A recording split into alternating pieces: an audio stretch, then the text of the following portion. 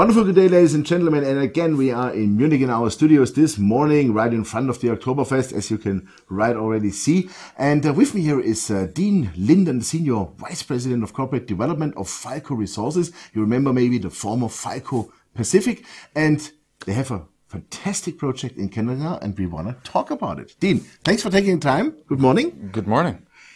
Your project, what's going on? You are in Canada in Ruin Noranda in the ABTB Greenstone Belt, and I think the most outstanding thing is you got a resource without drilling one hole. Give us a short overview.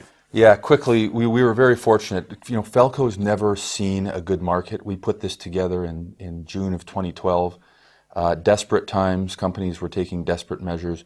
We were fortunate enough to acquire not only an entire mining camp, but also an entire data package that dated back 80 years.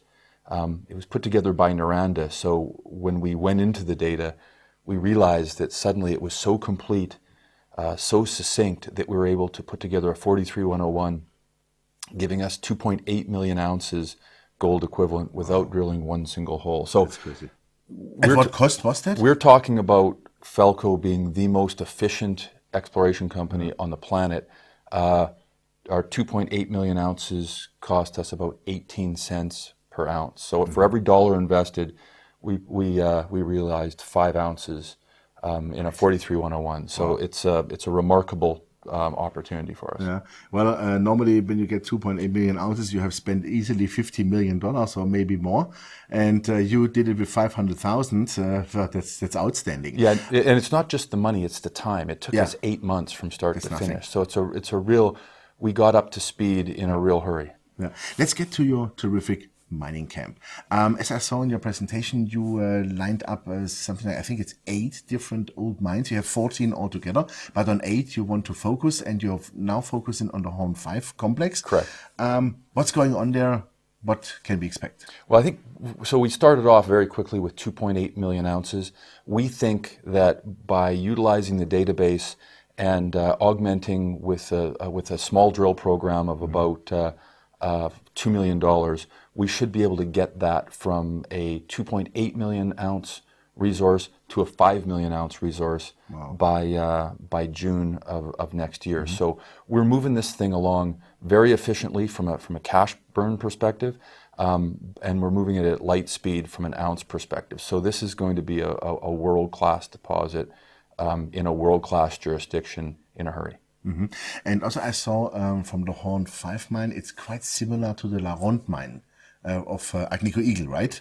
So from, let's say, from the setup, from the geology and what you found so far. And I saw you have data, let's say below to and on the 2,000 meter line. Right. Do you know also below the stuff already a little bit, or do you have to do more work? Typical of this trend, of this region, as you go deeper, the grades get better. And La Ronde's down all the way down to 3,000 meters, and we were fortunate enough to be down there a few months ago. And we're above 2,000 meters. Everything that we're looking at is above 2,000 meters. So the opportunity just continues at depth, and and this could be one of the biggest projects coming up in the region for sure. Okay. As we said, now you have calculated the resource out of the archives. They're 80 years old. You have, I think, 305,000 meters of drilling, of data, of core also.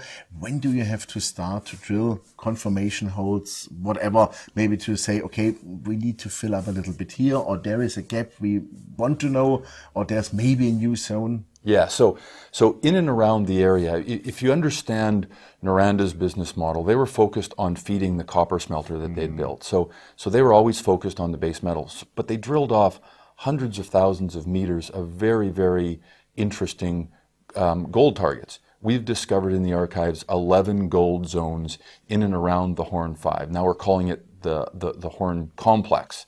So we're going to add not just ounces within our current 43101, but we're going to go outside, look at those 11 gold zones, and hopefully bring those in as well.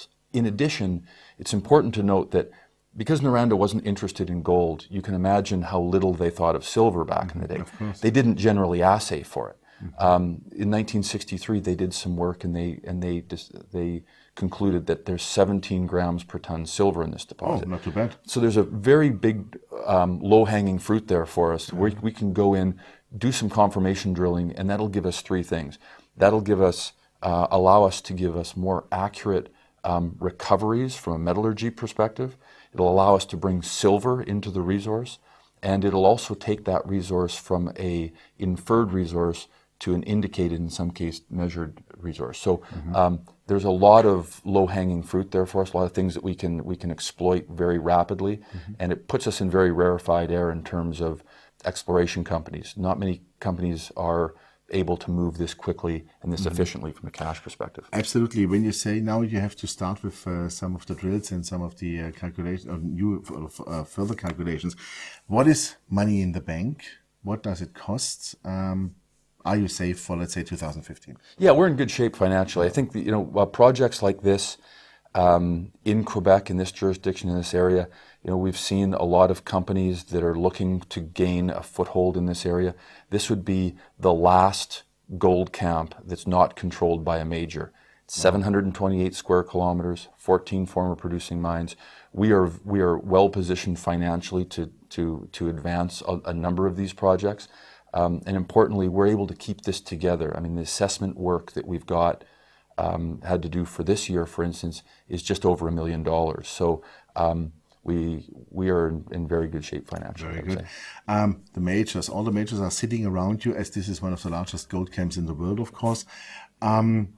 Exit strategy for the shareholders, or I wouldn't call it exit maybe, but what can shareholders expect from you? Because to me, it seems like that you are a company generator, or not even a project generator, because when I only look at Horn 5, I think you can maybe sell this one when you have brought it enough forward, and you can say, okay, I bring somebody in and maybe we get a royalty, for example. Yeah, there's a lot of ways to slice and dice this. I think we've got a certain amount of flexibility. We're not going to get ourselves put in a corner where we've de-risked one project to the point where we have no choice but to raise a bunch of money to go build the mine.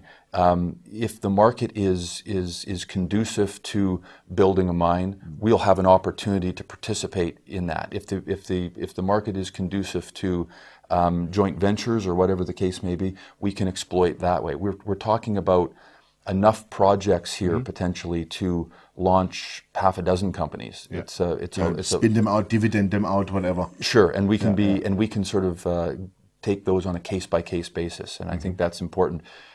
We've got some very good deal makers associated with Falco, so we can. Sean Rosen. That's right. Yes. Sean Rosen recently joined our board, and certainly he's got the pedigree in the gold business, and certainly got the pedigree in Quebec. So definitely, we're attracting good people.